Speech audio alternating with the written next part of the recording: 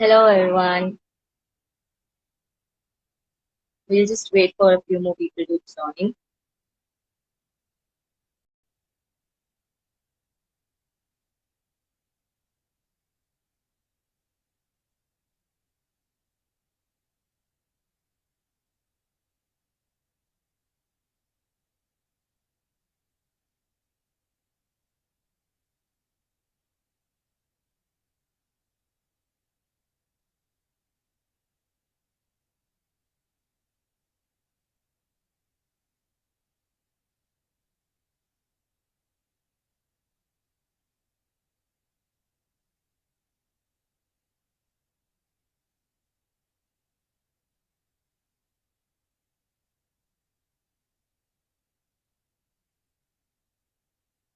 I hope you guys are doing great today.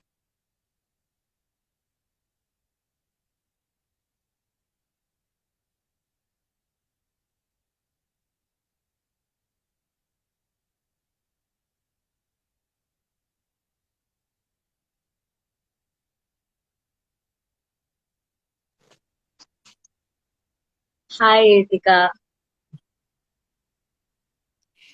Hi. Hello. How are you doing today? I'm good, thank you. How are you? I'm good too.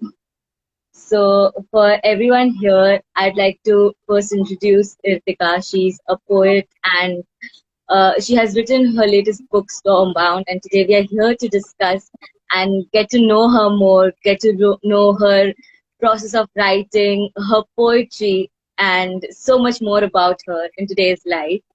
I forgot to introduce myself, so I'll do that. Hi, everybody. I'm Tanisha, and I'm so glad to be here to be talking to Irtika today.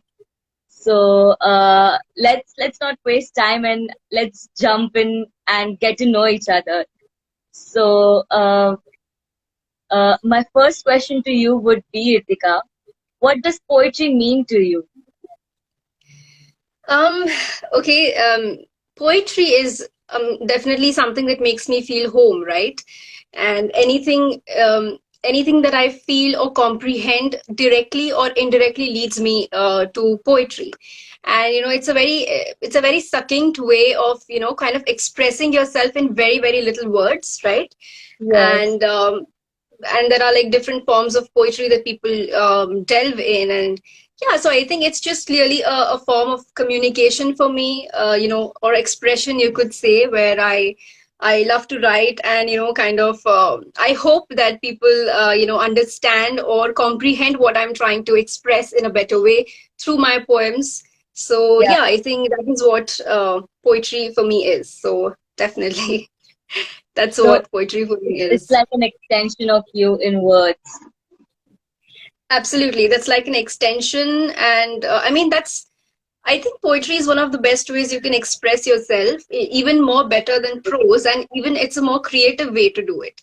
So I think one needs to have really a desire to write and, to appreciate poetry in order to write poetry and practice it. So. There's a very different kind of magic that occurs when we read poetry than when we read prose. So you Absolutely. absolutely got that right. So, That's correct.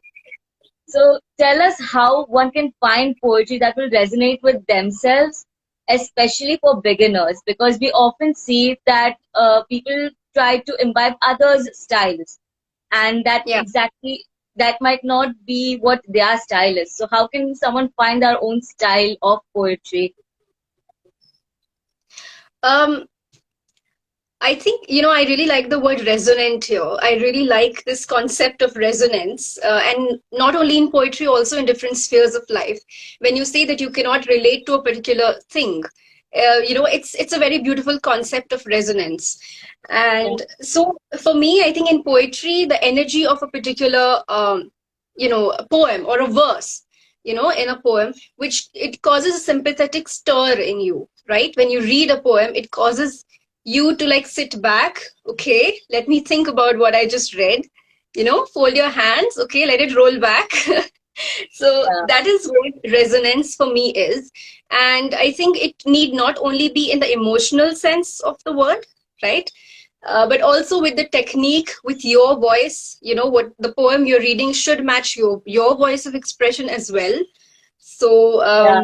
yeah, I think that is what people should, the beginners especially in poetry. I think you should just read more and more, and try to find your own wavelength with poetry.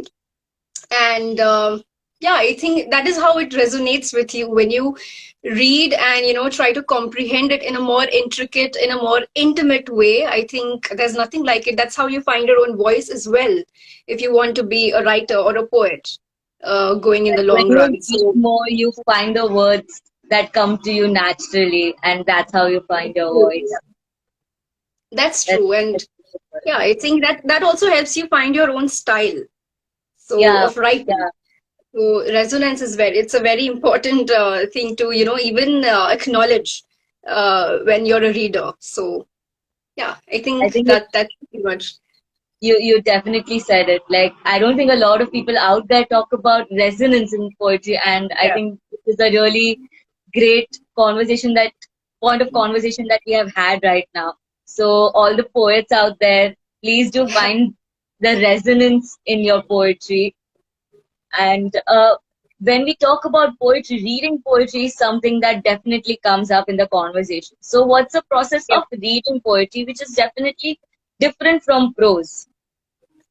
Well, I think I'm going to take a larger chunk of time to answer this question, because I think this is very, very essential to, to take the step towards reading a poem. And I think, I read an essay by Edward Hirsch, and recently, where he mentions reading poetry well is part attitude and part technique. So you don't blindly go and read poetry, and that is such a beautiful thing in itself, when you try to understand the technique as well as you try to understand the attitude of the poem and what it speaks to you. So I will quickly suggest, like, I've prepared something, so I'm going to read it out, but I will quickly suggest a few tips to approach a poem and the questions to ask while you're reading the poem, right? So the source of this information is in the essay of Edward Hirsch, which I closely follow because I think I admire his work a lot. So yeah, how to read a poem. And so one thing that I want to quickly note is that to ask some of these questions, you'll need to develop a good ear, to the musical quality of poetry, because poetry is musical. It Yeah, is not prose, definitely. right? So what distinguishes prose from poetry is the musical quality of it, Yeah, right? And of the language as well. So so let me just take you through these steps quickly. The first thing that you should get rid of when you're approaching a poem or when you're wanting to read a poem is are the preconceived notions about the poem, about the poet, or you could say assumptions, right? So most readers make three false assumptions, like it has been generally noticed when addressing a very new poem, right? And what are these? The first is assuming that they should understand the poem in the first go itself, right? So whatever you encounter for the first time in the first reading and you do not understand it, doesn't deem it as a bad poem. Okay. definitely. So this yeah, because many people have this attitude, while they approach a poem, that okay, if I don't understand this, I think it's trash, I can't understand it. Yeah, What is she writing? you know this is something people need to be made aware of. And yeah, so that is the first assumption that people make. The second is assuming that the poem is a kind of a code, right? That you must decode or you must hack in order to prove a point. Many people think that that this poem is that there are some hidden things in the poem, and that you need to, if you don't understand this point, you're going to miss the whole gist of the poem totally. So this is the second thing that you need to be, aware yeah, of and get rid of as well, of not assuming to be this case. um right. And the third point is that, assuming that the poem is, can mean anything what the reader wants it to mean.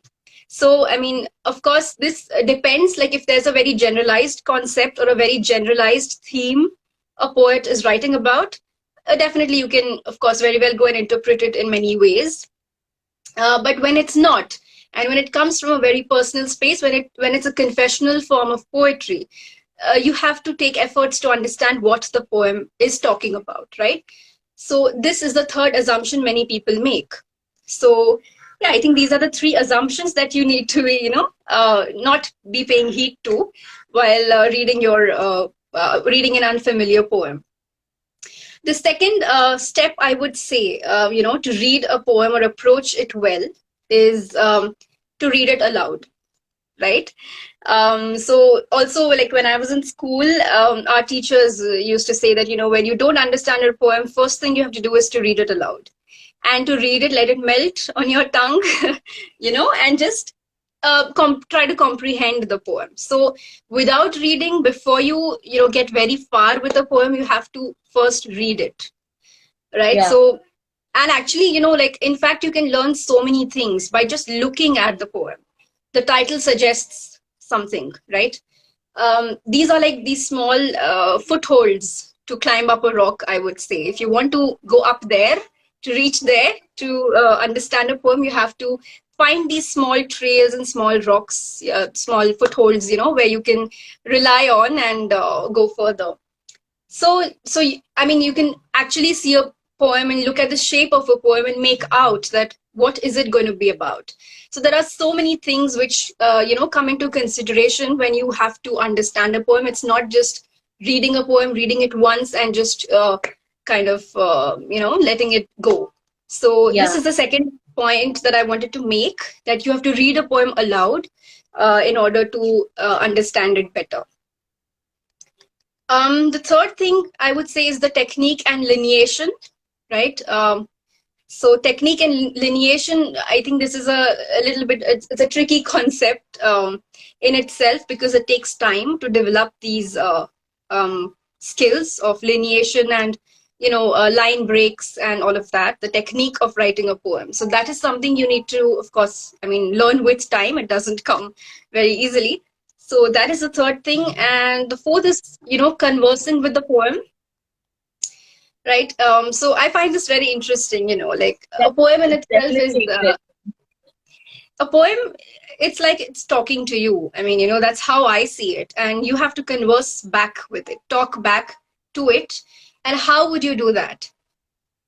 You can ask various questions to the poem, like if I can remember, you can ask, who is the speaker of the poem? What is it exactly trying to tell you? Does the poem spring from, a historical background or historical moment? Or you could say that, is it related to some content? Does it come from a very personal space? Or you can say, if the poem is a question, what can be the answer? Or if it's an answer, what is the question, right? So Yeah, there are so many ways to look at it and understand, what does the title suggest. So I think this is something one must keep in mind while talking back to the poem is very important. So that, and then I with that I come to my last tip, which would be to embrace the mystery of the poem, or the ambiguity, like of the poem, and to understand the text and the context of a poem. So these are all very trivial technicalities, you must be aware of while approaching a poem. But I think I think it's very necessary as well. Without it, I think it's going to be an incomplete ride, I would say. So yeah, these are a few things that I wanted to highlight today in the session. I completely agree with you, especially the points that you made about assuming certain aspects of the poetry and the conversation part. I think having a conversation with a poem is so important. Otherwise, it will be just like any other thing you read. But if you don't have a conversation with the text in front of you, you won't understand it, you won't comprehend it, you won't imbibe That's it correct. in yourself and resonate with it. As we talked about it earlier, resonance is very important. I don't think we resonate with anyone in this world without having a conversation with them. So that Yes. might actually, follow yeah. along for poetry as well. Also, when it comes to music, when you're listening to a song, it's only when you listen to it, once, twice, thrice, you come to get the lyrics of it, or Yeah, get catchy with the tune of it. So that is yeah, resonance. So yes. it's even with poetry, though it seems a very queer art form, but I think it's worth every time you spend, every minute you spend. Poetry is definitely one of the most mysterious art forms out there. So Absolutely, yes. it definitely needs that resonance, that conversation with itself, or else we lose the essence of poems. So Yes. when now that we've talked about how to read a poetry, let's talk about how to write one. How did you transform from reading and appreciating poetry to writing it in your book? Um. Okay. So actually, I think I always believed that there should be a desire, if at all, right, to write and even approach poetry. There has to be a desire. Without that desire, you are not going to go anywhere. So that desire has to be there when you're thinking that, okay, I'm going to write a poem, and by that it's a responsibility that you need to take care of. And I don't think anyone or any I mean anyone with a decaying interest, in literature or poetry could come closer to this art form. If you're not interested in poetry, it's definitely it's not going to mean anything to you. You're just going to skip it, or just slid by it. So that interest, to develop that interest, is very essential, and I think it comes innate. I don't think anyone can teach you that you should be interested in poetry, this person is good or this person is bad. I think it's a very innate thing that I've found to be in poets. um yeah, so I started reading more poems, and that's how I started developing the interest. I really loved the way certain poems were written, the styles, of various poets, the figures of speech that are employed in a poem, right? And I'm writing now since 4 or 5 years, and I'm still actually learning new ways to read a poem. So there are so many different ways to actually understand, and I think with that also came a little bit of experimentation with writing as a writer. So yeah, that's Yeah. how I think I tried to, or I started writing. So that's when I wrote my first poem, actually 3 or 4 years back. So yeah, that's pretty much. I And now mean, you have a book. yeah, and now I have a book. Yeah. That sounds like an So, incredible journey, an incredible transformation to have from a reader to a writer of poetry. yes, It, and to someone who appreciates poetry as well. So it's not only yes, about reading and writing, it's also to appreciate poetry as an appreciate, art form. Yeah. yes, appreciation, definitely. So, what inspired you to write Stormbound? And specifically, tell us more about a little bit about the title of the book and what are the different styles of poetry that you have explored in it.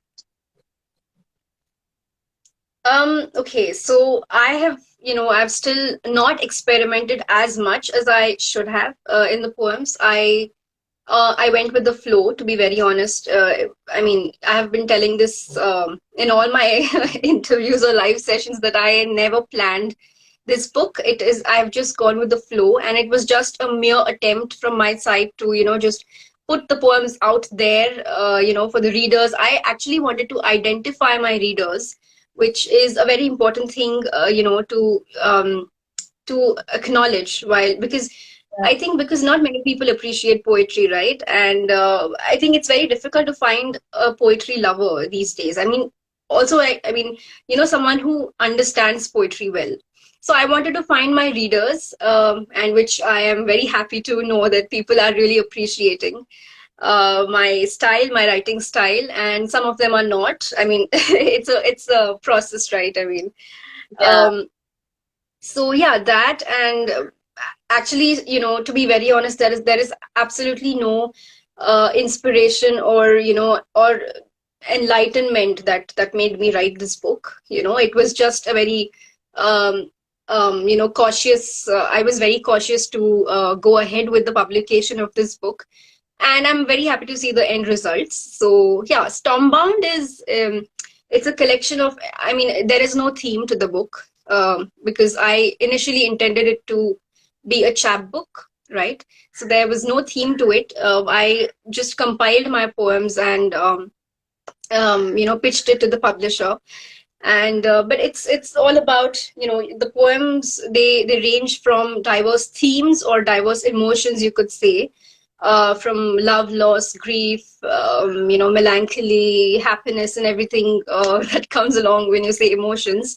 So Yeah. yeah, and I think that is what Stormbound is all about, and I think it resonates very well with the title as well. So Stormbound is not a very good situation to be in. So um, yeah, so I think that pretty much says about, I mean, the title of the poem Stormbound, title of the book Stormbound. So that is why I chose this title. I thought it to be a very mysterious one at that. So yeah. So when I read the title Stormbound, the first thing that came to my mind was it a storm outside or was it a storm inside? And now that you mention about emotions, I'm pretty sure it's about all the emotional Yeah. storms that we face throughout our lives. And it's, as you said, it's a diverse theme of book. And it will be very interesting to read such diverse emotions that we deal with on Yes. daily basis, especially in this time of the pandemic. And reading that internally and internally understanding ourselves through poetry will be an amazing journey with Stormbound, I'm pretty sure. Yes. Thank you so much.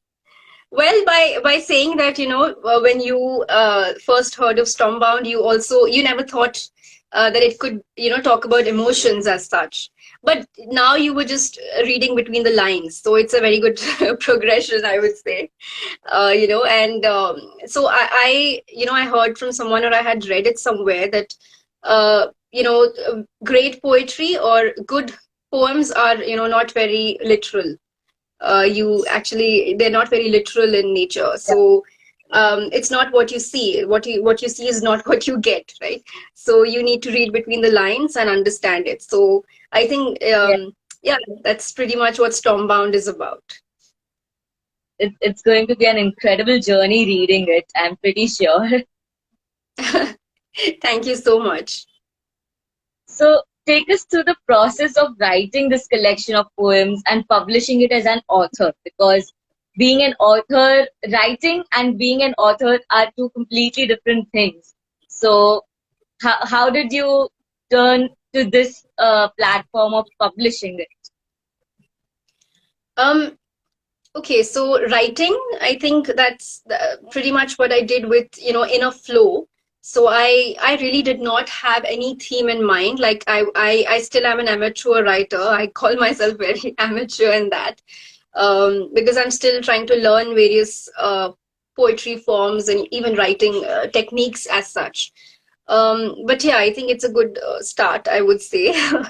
And as far as publishing is concerned, I think it was a very mechanical process for me, because editing the collection, compiling, editing takes a huge amount of time away from your whole publication process, because that's how you refine your work, Yeah, to refine it and kind of truncate it and make it look good on paper and attractive. So yeah, so I think that took a lot of time and energy.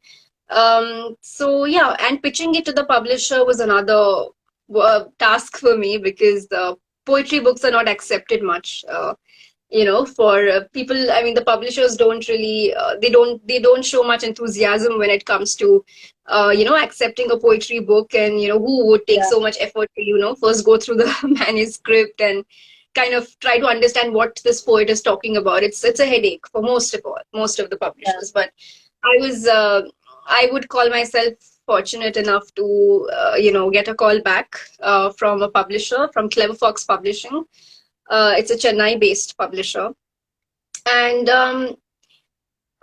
yeah, so pitching it to the publisher and the post publication conundrums, I think they are very challenging in their own ways. How do you make yourself known to the readers, and the promotional drama and all of that. So yeah, I think it's quite a task, I would say, to get a book published.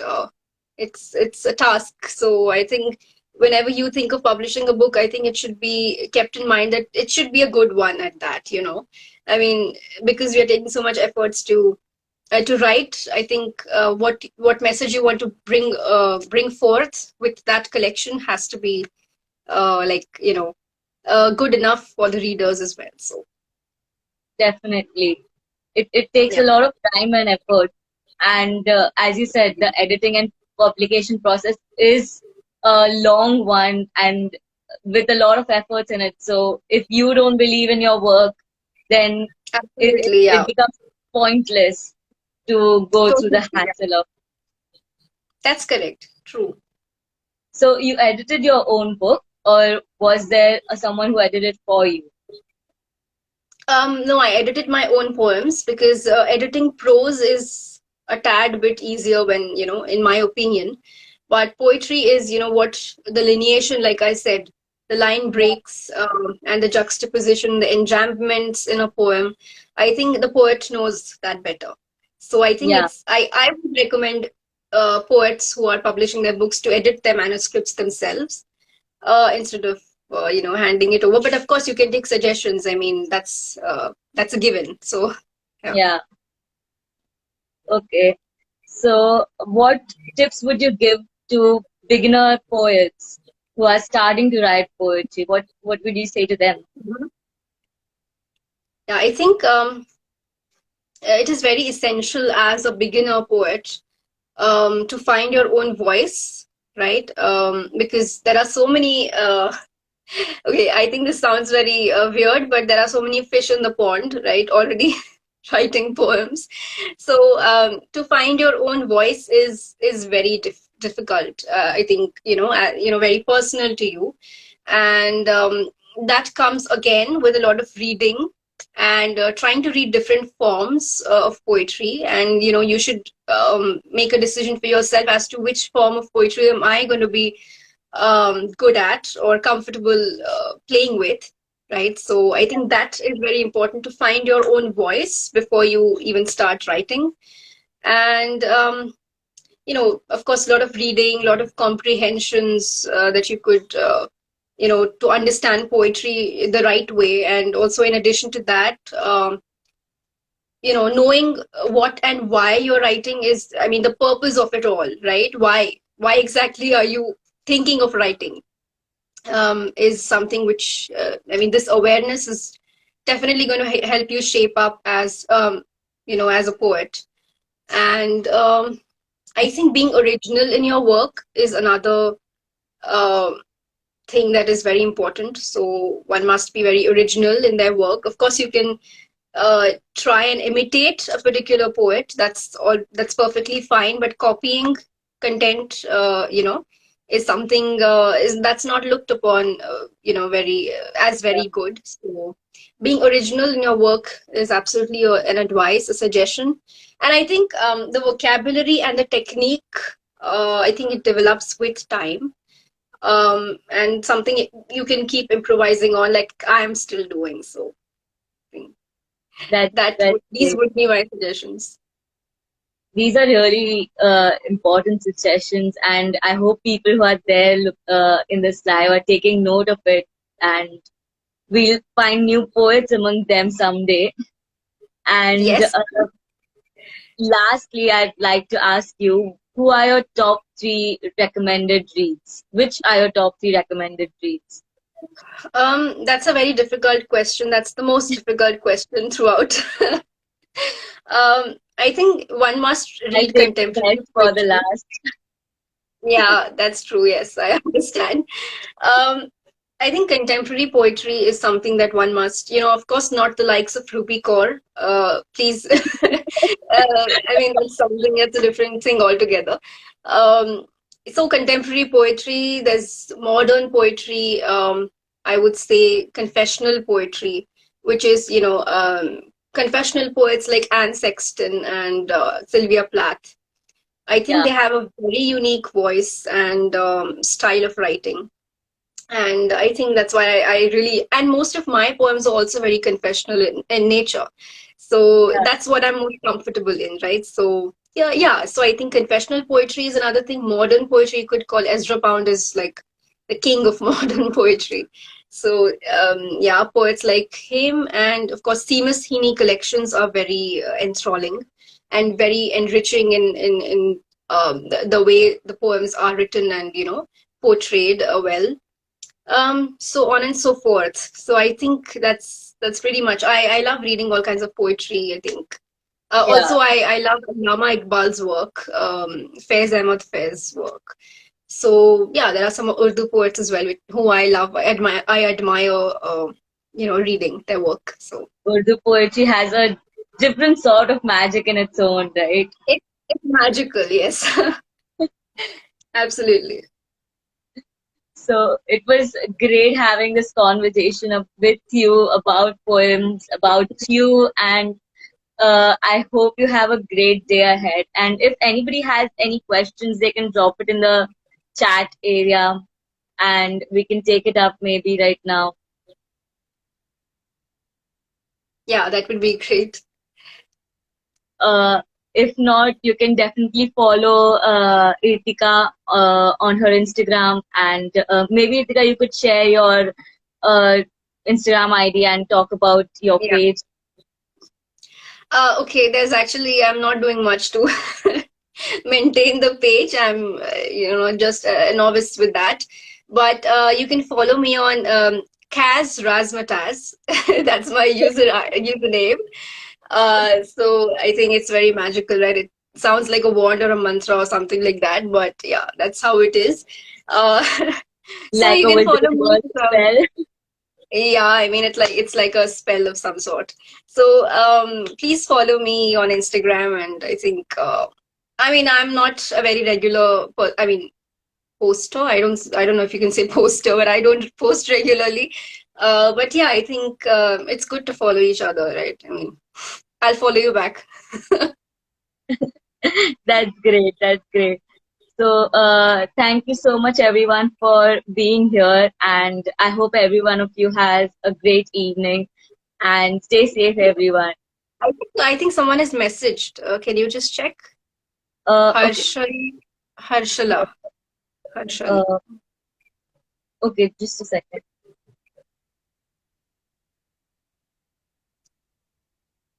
Uh,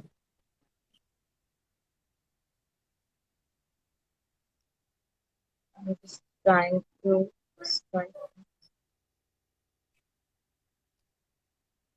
Uh, I think there is something wrong with my phone. I can't seem to see Okay. the chat section. Like it's not swiping.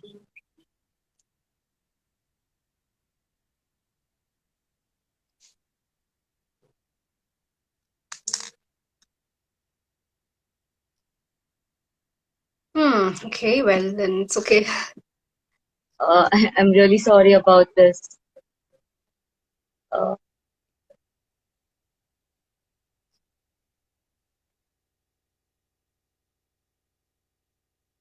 uh, okay, I don't think it would be possible for me right now to access the chat Yeah, it's section. all right. That's fine. Uh, so we can definitely like end today's session and uh, maybe you would like to read something from Stormbound for as we end today's session. Yeah, that would really be great. And I want to take this opportunity to show my book as well.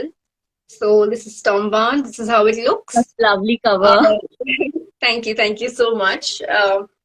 Yeah, so I would love to read the blurb that I got for my book from Dustin Pickering. And he's a founder of Transcendent Zero Press and the author of Salt and Sorrow. Um, so he writes about Stormbound. Irtika Kazi navigates from space to space luminously, moving as a poetic sea. with its breaking waves and foam at the tips. Her subject is love sublimated in historical and religious images. In these poems, we may expect to understand something of the nature of being. Kazi's poems celebrate life's grandeur and majesty while not shying from grief and loss. So this is the blurb I got Wow. from Bertrand Pickering, who's a poet himself. I'd like to read a poem from my book if time allows. Is that all Yes, right? yes, definitely. Okay, so well, I am very bad at selecting which one, but let's see. Um,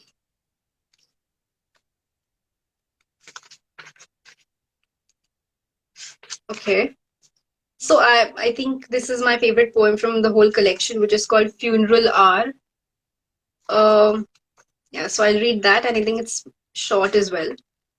Okay, so Funeral Hour. Just a small note before I begin. There is I like mixing languages. Okay, so I mean I've mixed, or you could say amalgamated German with English in my poems. So That's not interesting. very, not yeah, not in a very high level, but I think just a few words. So here in this poem, there is a word called Oitingen im Goi. Oitingen im Goi is a train station which is located in Germany. Since I mean, I've traveled to Europe as well, but like while I was writing this collection. So, so yeah, this is some poem which is indicative of loneliness, right? So, Oettingen im Goi is a train station, and so let's see what I'm talking about it in the poem. Funeral hour. How does it feel to have a dream fractured by moonlight luster? Like a screaming train on fire. Sorry, I could not be at your funeral, Oettingen im Goi. No train callers could I see. Perhaps they do not reside at the station, where the clock only strikes 12, ante or post meridian. No one knows. Perhaps dreams see no time, like I could not see you. Just smell grief emerging from burnt blackberries, mushrooms, surrounding your periphery. A train emerged after a 4 hour long wait. A troubadour whistling in the wind. A troubadour whistling in the wind. So, this is my favorite poem from the collection, which is called Funeral Hour. Yeah, so That's I mean, it's not very. inspiring. Thank you so much. I can't wait to read more of your poems, and I hope everybody here in the live as well picks up your book and loves it Yes. as I love this poem. So all the best to you, and good evening, everyone. Good evening, Irtika. Good evening, Bye. and thank you so much. And the book is available on Amazon, so please check it out. Thank you. Definitely. Bye. Take care, guys. Bye bye.